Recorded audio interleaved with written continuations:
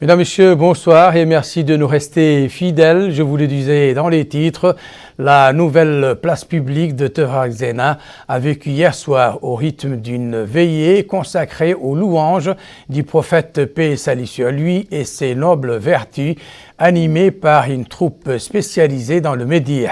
La soirée organisée par l'établissement d'exécution des travaux à partir de matériaux locaux était l'occasion de sensibiliser l'assistance sur les missions de l'établissement et ses domaines d'intervention. Récit de Yedali Hassan.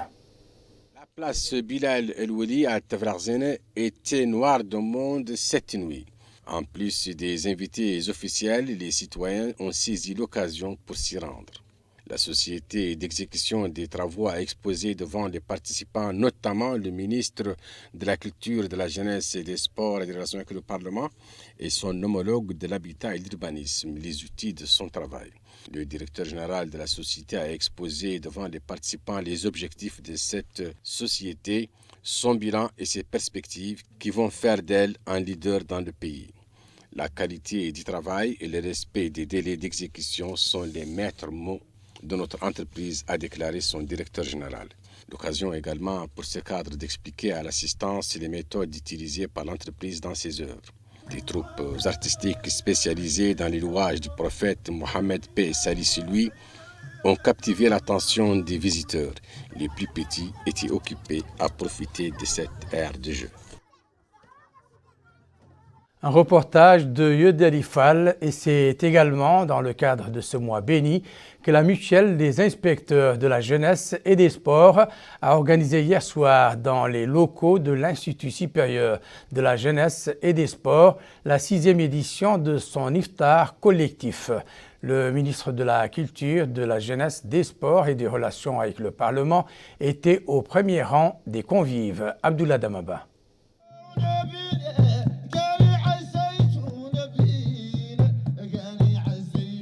Cet iftar est organisé par la mutuelle des inspecteurs de la jeunesse et des sports. Cette 6e édition de cet iftar collectif est présidée par le ministre de la Culture, de la jeunesse et des sports et des relations avec le Parlement. Il a été ponctué par des séquences de louanges au prophète Mohammed, paix et salut sur lui, et la récitation de recueils de poésie. Le ministre de la Culture, de la jeunesse et des sports et des relations avec le Parlement, Mohamed Ould Soueidat, a exhorté les jeunes membres de cette mutuelle à proposer des solutions idoines à la hauteur des défis auquel fait face la jeunesse du pays, rappelant à ce titre que cette frange représente 70% de la population. Il a par ailleurs déclaré que le département qu'il préside est prêt à toute initiative susceptible de promouvoir et faire progresser la jeunesse du pays. Le président de la mutuelle des inspecteurs de la jeunesse et des sports, Mohamed Ould Moustapha Ould Mohamed, a déclaré que les membres de cette amicale sont heureux de participer à cet iftar collectif. Il s'agit, dit-il, d'un événement que la mutuelle organise depuis des années. Plusieurs membres de cette mutuelle se sont exprimés au cours de cette cérémonie d'iftar. L'actualité est marquée également ce mardi par les travaux de l'atelier de formation sur la maîtrise et l'organisation de la publicité publique. La formation initiée par l'autorité de régulation de la publicité vise à édifier les participants sur les dimensions juridiques et techniques liées à cette présentation, aux prestations en général et à son aspect politique en particulier. Nous retrouvons Yedali Fall. Les participants à cette formation doivent se familiariser avec les méthodes de la publicité politique en cette période où le pays connaîtra des élections. Cette formation vise à permettre aux participants de connaître les textes qui régissent cette publicité afin de pouvoir offrir aux différents candidats des chances égales conformément aux orientations du président de la République, M. Mohamed Ould Al-Qazouani, a déclaré Madame la secrétaire générale du ministère de la Culture, de la Jeunesse et des Sports, des Relations avec le Parlement. Dans son mot, elle a dit son espoir de voir les participants à cette formation tirer le plus grand profit de cette rencontre. De son côté, le président de l'autorité de régulation de la publicité a souligné que cette rencontre est une occasion pour outiller les participants pour faire face à la période de campagne. Il a souligné que cette rencontre est une étape parmi d'autres que connaîtront les participants. Les participants se sont scindés en groupe de travail pour entrer dans les vifs de la formation. Autre atelier, celui consacré aujourd'hui par la Commission nationale pour l'éducation, la culture et les sciences à l'introduction de l'enseignement du patrimoine et de l'histoire de l'islam dans les programmes des institutions de l'encadrement pédagogique. La rencontre organisée en collaboration avec le Haut Comité de supervision des festivités de Nouakchott, capitale de la culture dans le monde islamique, et la Ligue pour la promotion de l'enseignement et du développement durable s'inscrit dans le cadre des efforts entrepris pour la revivification de la culture et de l'histoire islamique dans tous les domaines. Des compétitions entre des groupes d'élèves ont été organisées sur des thèmes liés à l'histoire et à la culture islamique en marge de cette manifestation qui dure une journée. L'occasion pour le secrétaire général du comité de déclarer que l'organisation de cette activité consacre la conviction du comité que le milieu scolaire représente l'endroit approprié pour la propagation de la culture islamique en général et la diffusion de la culture nationale en particulier, et une opportunité de rencontre des acteurs éducatifs pour définir la contribution des écoles dans les festivités de Nouakchott, capitale de la culture dans le monde islamique. L'actualité marquée ce jour dans la capitale économique par la visite du président de la Commission nationale des droits de l'homme destinée à échanger avec les autorités régionales et les acteurs de la société civile. Parmi les sujets abordés, le droit de l'accès à des prestations sanitaires complètes. Aminata Khan. Le wali de Dakhlet Nouadhibou, Mahi Ould-Hamed, a reçu aujourd'hui dans son bureau le président de la Commission nationale des droits de l'homme, Maître Ahmed Salim Ould-Bouhouboueni. La deuxième étape de la visite de la délégation de la Commission nationale des droits de l'homme a eu lieu au bureau du député maire de la ville, Hassem Ould-Belali. L'objectif de cette visite est axé sur la santé et le droit de l'accès du citoyen ainsi que la contribution de la mairie dans ce sens.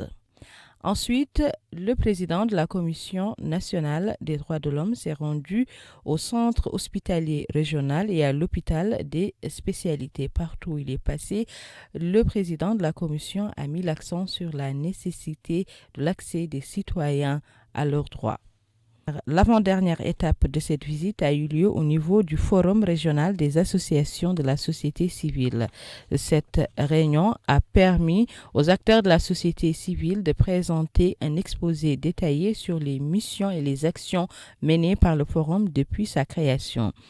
L'occasion pour le président de la Commission nationale des droits de l'homme de revenir sur les objectifs de la Commission, mais également de situer le cadre de la rencontre pour ensuite promettre aux acteurs de la société civile leur engagement à une concertation plus large avec ces acteurs, mais également à la conjugaison des efforts pour faire valoir les droits de l'homme dans notre pays. Plusieurs intervenants ont pris la parole et ont abordé chacun en ce qui le concerne la situation des droits de l'homme dans la ville de Nouadhibou.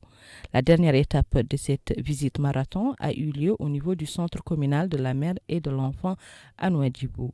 Le président de la Commission nationale des droits de l'homme et la délégation qui l'accompagne ont été édifiés sur place des prestations fournies à la mère et à l'enfant au niveau de ce centre. À la fin de la visite, Maître Ahmed Salim Ould-Bouhouboueni a indiqué que l'objectif premier de leur visite est de rencontrer les acteurs de la société civile pour leur expliquer les missions et le but de concertation engagées actuellement entre les organisations de défense des droits de l'homme et les acteurs de la société civile. La seconde étape de la visite, dira-t-il, est de s'enquérir de visu de l'état des établissements hospitaliers pour établir un rapport détaillé sur les prestations sanitaires qui sont un droit. Au cours de cette visite à Nouadhibou, notre capitale économique, le président de la Commission nationale des droits de l'homme était accompagné de son conseiller juridique et de ses plus proches collaborateurs. Retour à Nouakchott et précisément au quartier Sbeha de Toujounine, où a été lancée ce matin la troisième phase du projet d'accès à l'eau potable et à l'assainissement lancé par la présidente du conseil régional de Nouakchott, Fatimatoum Abdelmalek. Le projet vise à fournir l'eau potable gratuitement à plus de 12 000 familles. Plus de détails avec Aminata Khan.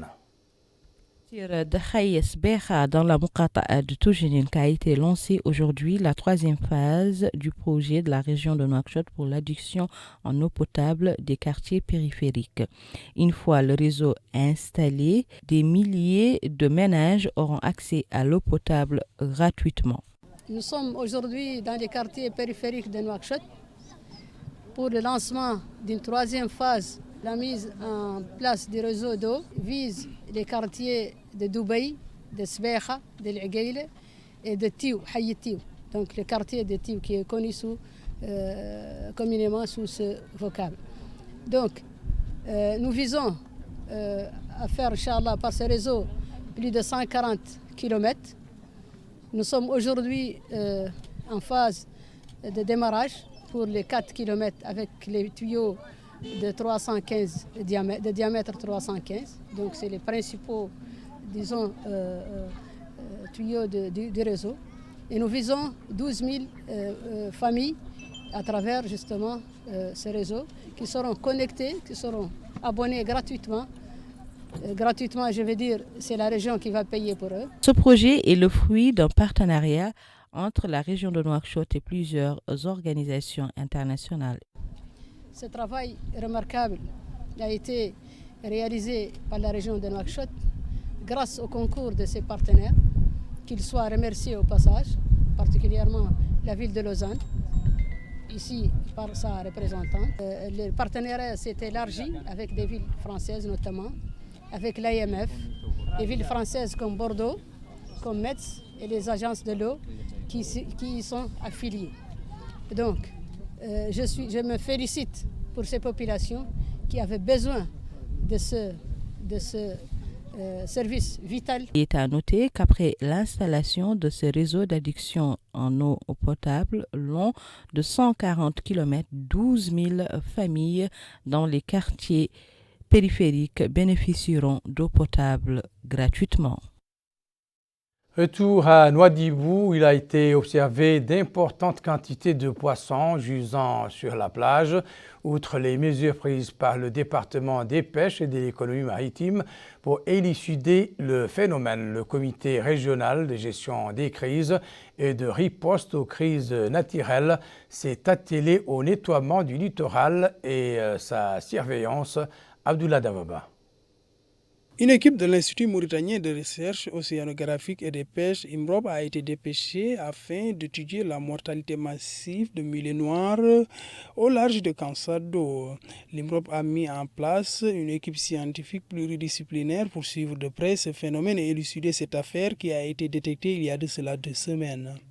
Ouagne Moulay Mohamed, responsable du département environnement à l'IMROP, a précisé qu'à la suite de cette mortalité massive de mulets noirs, ils ont procédé à un prélèvement des paramètres physico-chimiques pour voir s'il n'y a pas de perturbation. Une équipe a été dépêchée sur place pour prélever des échantillons et vérifier l'existence de tout produit toxique, ce qui, souligne-t-il, s'est avéré négatif à la suite de ces analyses. Il a enfin déclaré que des échantillons ont été envoyés à l'étranger afin de confirmer ou infirmer des hypothèses. C'est dans ce cadre que le Wali de Dakhlet Nouadhibou, Mahioul Hamed, s'est réuni avec la commission régionale de gestion des crises et d'intervention rapide. Ils ont eu droit à une présentation de la part d'experts concernant cette situation. Par la suite, les membres de la commission se sont rendus sur les lieux avec la logistique nécessaire mise à leur disposition par l'autorité de la zone franche de Nouadhibou. Cette équipe comprend des éléments de la zone militaire numéro 1, des membres du groupement régional, la garde nationale numéro 7, des apprenants de l'académie navale et de la direction régionale de l'environnement et du développement durable, entre autres. Il s'agit de s'atteler à la propreté des côtes et nettoyer le large des côtes. Le secrétaire général par intérim du ministère des Pêches et de l'économie maritime a rappelé l'objectif de cette délégation qui a été dépêchée hier. Il a dans ce cadre affirmé qu'ils se sont réunis avec le Wali en compagnie des autorités administratives et experts afin de prendre les mesures idoines concernant ce phénomène qui est enregistré chaque année. La dernière nouvelle de ce journal nous provient de la ville de Zouérat qui connaît actuellement une extension de sa voirie urbaine. Le projet exécuté par la SNIM s'étend sur 16 km. Abdullah Damaba. Les travaux de la voirie urbaine de la ville de Zouérat vont bon train. Il s'agit d'un projet de construction d'infrastructures routières au niveau de cette ville financé par la Société nationale industrielle minière SNIM. Le Wali du Trizemour, Mohamed El Mokhtar Ould Abdi, s'est rendu sur les lieux afin de s'informer de visu de l'évolution des travaux. Il a échangé avec les responsables chargés de l'exécution de ces travaux. Par la suite, le Wali a affirmé s'être déplacé pour s'informer de visu des travaux de la voirie urbaine de la ville. Il a indiqué qu'ils sont achevés à hauteur de 70%. Il a par ailleurs déclaré qu'il existe d'autres projets qui vont être réalisés, dont la construction d'infrastructures sanitaires, éducatives, entre autres. Il a enfin indiqué que cela contribuera au développement socio-économique de cette zone. Ce projet comprend principalement la voirie urbaine, un barrage reliant Guelbehen à la ville de Zouérat et l'aménagement de principales artères de la ville. Le responsable des projets de la voirie urbaine et contrôleur de ce projet ont tour à tour déclaré que ce programme comprend la construction de 16 km 500 d'infrastructures routières avec la réalisation jusque-là de 5 km de route. Il a par ailleurs déclaré qu'une route va être construite jusqu'à Guelbe. Toutes les infrastructures routières en état de délabrement vont être réhabilitées à certains endroits, souligne-t-il. La voirie va être refaite intégralement. Le rappel à présent des principaux titres de cette édition. La nouvelle place de Tevrak Zena abrite une veillée de Médih, louange au prophète, paix et salut sur lui, sur fond de présentation des activités de l'établissement d'exécution des travaux en matériaux locaux. Le ministre de la Culture supervise le lancement de la 6e édition de l'Iftar de la mutuelle des inspecteurs de la jeunesse et des sports.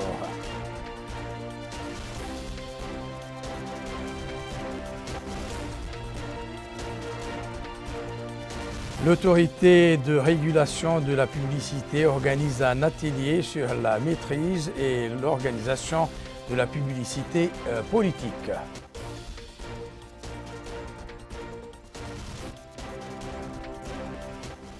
C'est la fin de cette édition. Merci pour votre attention et excellent moment avec le reste des programmes d'El Mauritania. Au revoir.